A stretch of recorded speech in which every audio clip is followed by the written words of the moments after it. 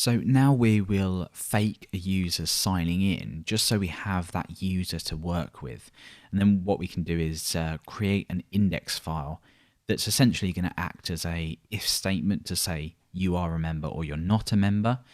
We're obviously going to create a connection to our database in this part as well, and we can use that for later parts of the series. So over in my text editor then, in the main directory, let's create a new folder. I'm going to call this source. This can be app or something like that. All we're going to do within here is create a new file called start.php. And this is going to contain quite a lot, probably more than you would write. But this is going to do things like fake the user sign in, which we're going to do in a moment. It's going to require in our dependencies. It's going to set up our API keys, set the config for the API, set our connection to our database, etc. So the first thing we want to do then is start up sessions so we can use sessions. This is useful as well so we can store the hash, which we spoke about when we set up our database. So let's create a session here, and the key is going to be user ID, and we'll set that to 1. So this is like you would do if you were authenticating a user. You'd store this in some kind of session. Now what we want to do is set a connection to our database. We're going to be using PDO for this. Now the driver is going to be MySQL. Obviously you can use any database. The host here is going to be localhost or 127.0.0.1. And then we have a DB name, which in my case is site. Most likely it'll be different for you. We then have credentials, login credentials. In my case it's homestead, and the password is secret. So now that we have a connection to our database, we can pull our user data down. So let's create a variable called user, and we'll create a prepared statement just so we protect ourselves against SQL injection.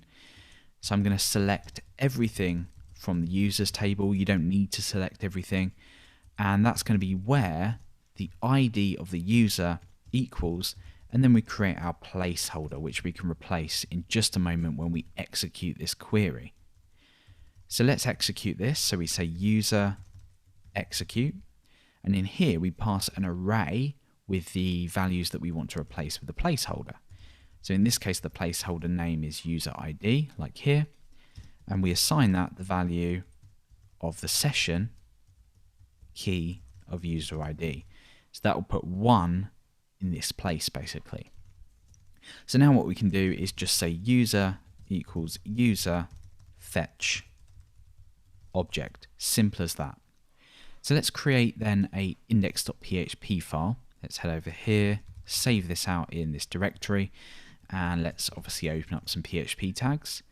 Now let's require in that start file, that's really important, so we want to require in source start.php, and then let's do a var dump on user just so we can see what that user variable here contains. And you can probably imagine it's going to contain all of the information that we're pulling from the database, and this way we can use the email if we need to send that off to PayPal. We probably don't in this case, but with some providers you might, and whether they're a member or not. So then inside of index.php, what we can actually do is generate some kind of document which we can then output something down here.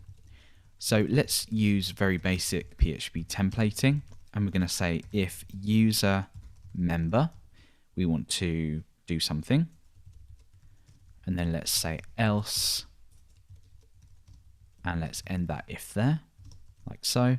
So if they are a member, we just want to say you are a member, and otherwise we want to say you are not a member, and we can create a link going through. In this case it's just going to be a hash for now. This will eventually be our checkout process start. We'll just say become a member. This can obviously be anything. So now if we refresh, we expect to see you are not a member, become a member. Obviously let's get rid of this var dump here, that's not really needed. And if we change the value inside of our database to 1, we should expect to see that go to you are a member. So we've created the very basic functionality that actually tells us if this user is a member or not.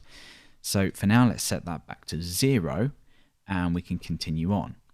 So next, we're actually going to look at pulling in our Composer autoload file. Remember earlier we pulled down the PHP SDK for PayPal, and then we're going to pass in our token credentials, our OAuth token credentials, which will basically be our client ID and our secret.